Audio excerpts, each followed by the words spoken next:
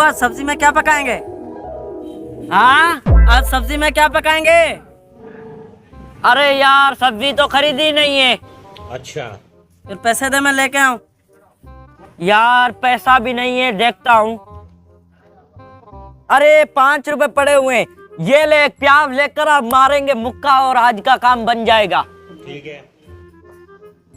लाल ममड़ के जमाने चिल्ला लालो जाला खिल खिल कस्टमर देखे।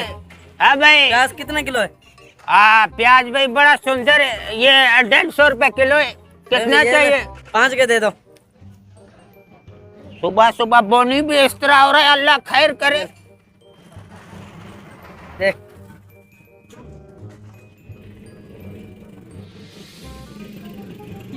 हाँ ये ले।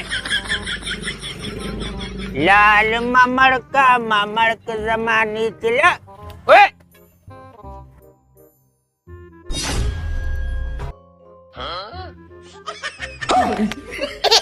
Tecnologia! Tecnologia! हे हरिराम कृष्ण जगन्नाथ प्रेमानंद